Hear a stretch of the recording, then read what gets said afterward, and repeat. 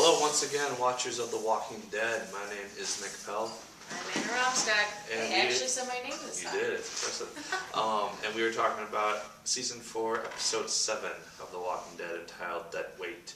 Now, before we start talking about it, there will be spoilers, obviously, because we'll be talking about the episode, so if you are not caught up, go watch the episode or however many episodes you have left, and then come back and watch this video.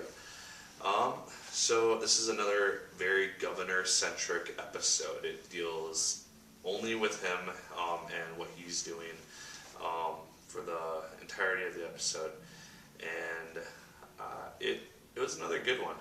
He gets reunited very quickly with one of the guys that was from Woodbury, who's one of his right-hand men, and seeing their dynamic play out was a very interesting thing. And that takes up about the first half of the episode. Oh yeah, I mean it's kind of interesting because this episode you kind of see the character of the governor and not the character of Brian come back. Yeah. Because if you pay attention, first of all, they don't say Brian as much through the episode as they do in the previous episode. Yeah. And so you kind of are seeing a different character come back. And that's all I'm going to say about that right now, because that would be giving everything away. Yeah, it kind of plays on the whole idea of redemption for the governor once again, because in the last episode it kind of played with the idea of, hey, can this guy be redeemed? Is he going to change his ways entirely? And is he going to be a half-decent human being for once? At the beginning it seems like, yes, he is going to be this good guy. He's going to try to be just not really the head of the camp anymore. He's just going to play his part, be a family man now. Eventually he goes on a supply run with some of the guys that are in charge of the camp, and interesting events happen there. They find a house, and then there's like booze and stuff, and they just sit around drinking. And Martinez and Brian are having a conversation where they talk about Woodbury a little bit, and Martinez asks Brian, so are you a changed person? I would not have let you into the camp if you were not with these people who had a kid with them. And Brian tells him, yes, I am changed. And at the moment, it seems like, yes, he is a changed person, because he hasn't really been doing any of the bad stuff that we've known him for from Season 3. So I don't know your thoughts on that at all. Yeah, I mean, he does seem changed, at least in the beginning, but as he has to kill more and more zombies, we kind of see that cold governor coming back. And there are scenes where they really kind of play that up, too. Yeah. I mean, and I think also being back in a camp atmosphere is bringing that back, and being around Martinez is bringing that back, and like he's trying, it kind of looks like he's fighting with himself to avoid it. He's trying, because he's known himself to be in a power position for a large amount of time as the head of Woodbury, and basically Martinez tells him right off the bat, I'm in charge, and anyone who's dead weight is going to be cast out. Everyone plays their part, and originally he's okay with this, and then we see as the episode progresses, he becomes less and less okay as things are not done in the way that he is used to and the way that he appreciates. So we'll get to the first first main death of the episode. Okay, so after they go to this first supply run, they end up in a cabin, they find a lot of beer, and they take it back to camp, and everyone's getting drunk. Everyone's having a good time getting drunk. And then Martinez comes and gets Brian from his trailer, and they go stand on and then they go swing golf ball, or hit golf balls. Hit golf balls off of the top of Martinez's RV. Mm-hmm. And then all of a sudden, like, it was kind of absolutely out of nowhere. Yeah. At least in my opinion. Yeah, they're just having a nice friendly chat. Brian just takes a golf club and starts whacking on Martinez. Yeah, he just Well, he does it once. He does just it whacks once, him across the head, which just like she said, it just happened. Like, out of the blue. yeah. And then he shoves him off the roof of the RV. Yeah, and then drags him over to a The zombie pit? Yeah, the walker pit, and gets him And killed. drops him in. And that was the first big death. And then after that, we see another character take over power of the camp. And this is a guy who's kind of like Rick, very moralistic. Yes. And it's actually kind of funny because if you look at the camp, they have all the camp arranged when they find out that Martinez is dead and this new guy says he's taking over. You see all these people and like all of them kind of look sort of like past characters who have died from the original camp in season 1. I guess I didn't see that. Like the old guy with the fishing hat on and the Hawaiian shirt. Like I mean, it looks like people from the first season. I could see it kind of trying to be a reflection of when Rick kind of began to gain power over Shane in the camp during the first season. Shane didn't die right away, but it just kind of progressed as events took place, and I saw Rick as the better leader. But this guy who's way more moralistic than the governor and his partner starts to take over. He's essentially the leader until they hold an election. And they find this camp with just these people in it, governor and his other guy who's kind of the same mindset, that want to take the camp and get ready for supplies. And the leader, he says, no, we're not going to rob them. That's not right.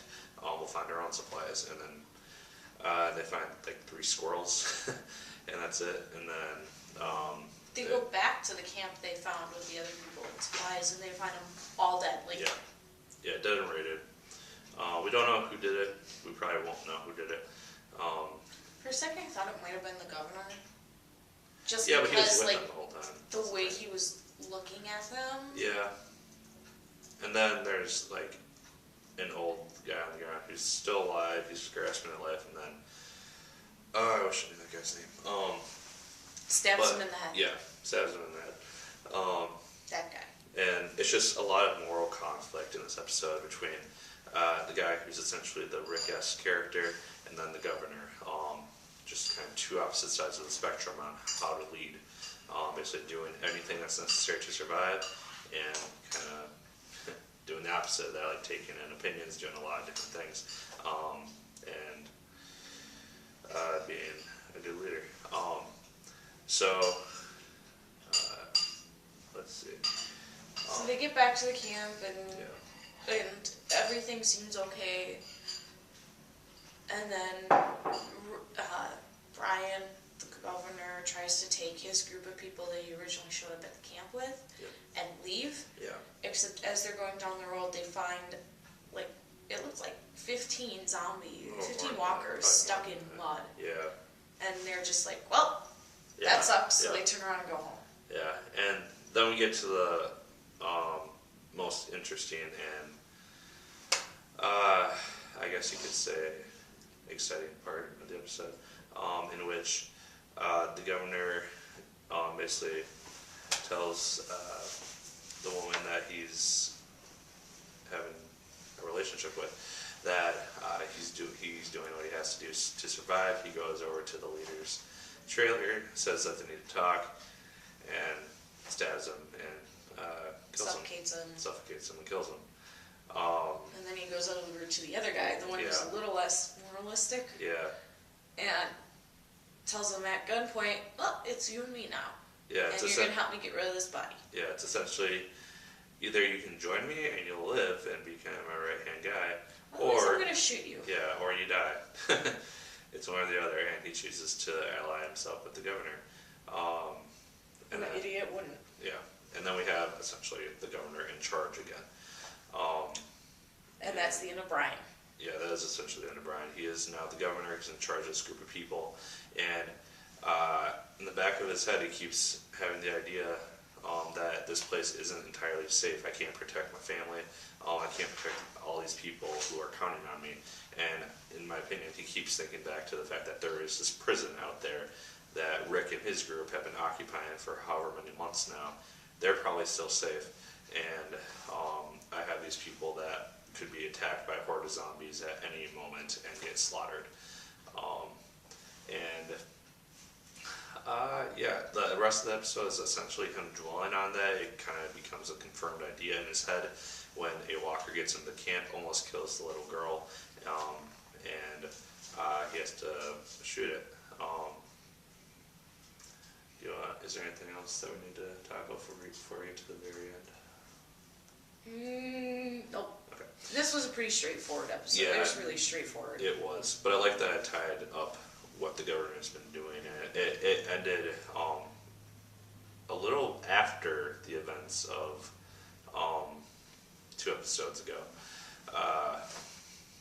And we have the governor, he drives off, he finds the prison, he's looking into it, he sees Rick and Carl doing some farming, and then he walks away. He sees Herschel and Michonne there, kind of off on their own, and aims his gun at Michonne, and that's where the episode ends. More than likely, he does not pull the trigger, because that would be stupid, and we haven't seen Michonne die yet. Yeah, and it sets up the mid-season finale, which ends kind of like I was expecting it to. It ends with the showdown between the governor and his group, with Rick and his group. And it's going to be good. there will be people that will die. Oh, yes. More than likely. They said, quite literally, in the promo, some will live and some will fall. Well, that usually means people die. Well, it said all will fight, some will fall. Oh, thank you. Come on, get it right. I only saw, it was 30 seconds long, okay? I saw that. I didn't say I didn't see it, I said it was only 30 seconds long. Whose fault is It looks really fascinating Yeah. because the governor's group has a tank.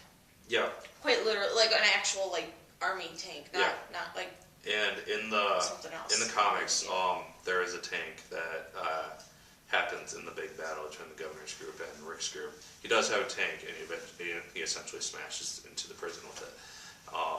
And so it'll be. But that's the comic. Yeah, that's the comic, but it'll probably still happen.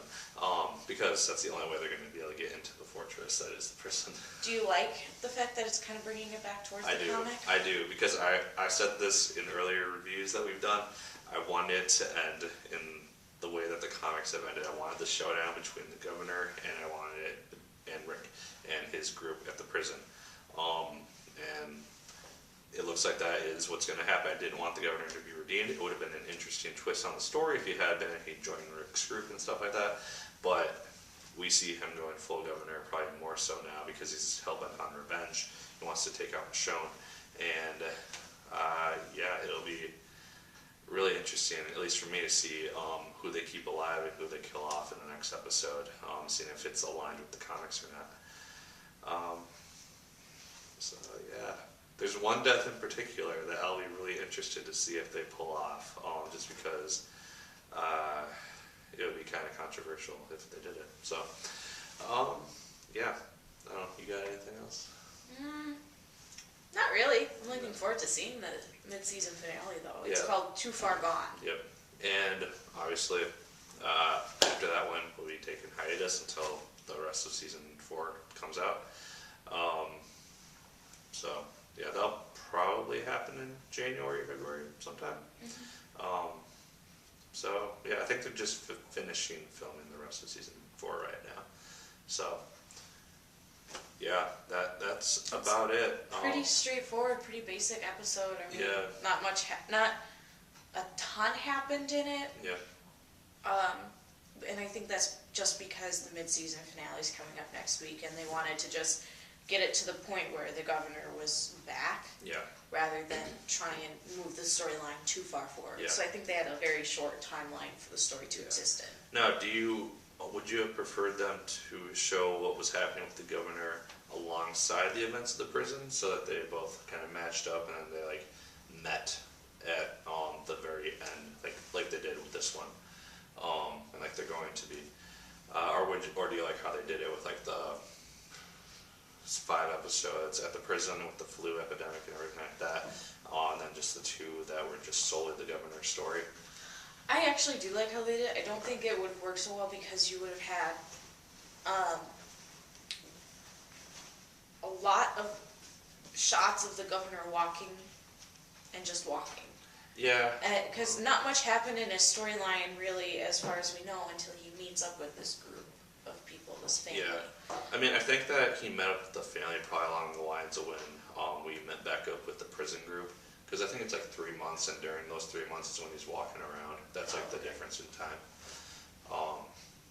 Because he's essentially abandoned by Martinez and the other guy. And he's walking around for the duration of, I'm assuming, the bridge between season 3 and 4. Which would make sense based on how much of a beard he had at the end. Yeah. It was long.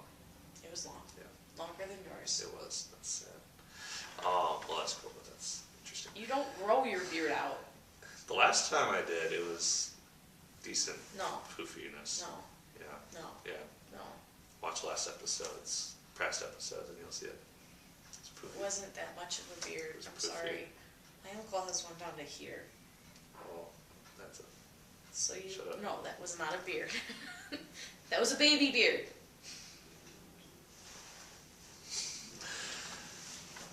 So thanks for watching. Like, favorite, comment, and subscribe, as always, if you so choose. I'd appreciate it immensely. And yes, make sure to come back next week for the mid-season finale and our thoughts on that finale. It will most likely be wrapping up the prison story arc, and it'll lead into the next cool story, because I saw that they had cast certain characters that are involved in the next story arc of The Walking Dead that are from the comics, so it kind of gives the idea that yes, they are going to move past this now. So yeah, that's about it. Make sure you leave your thoughts on the episode down below. Let us know if we could do anything better in terms of reviewing it, in terms of format or anything like that. We'd love to hear your feedback. So, as always, my name is Nick Pell. I'm gonna go eat lunch. And I'm probably going to join her. So, as always, my good people, keep on watching.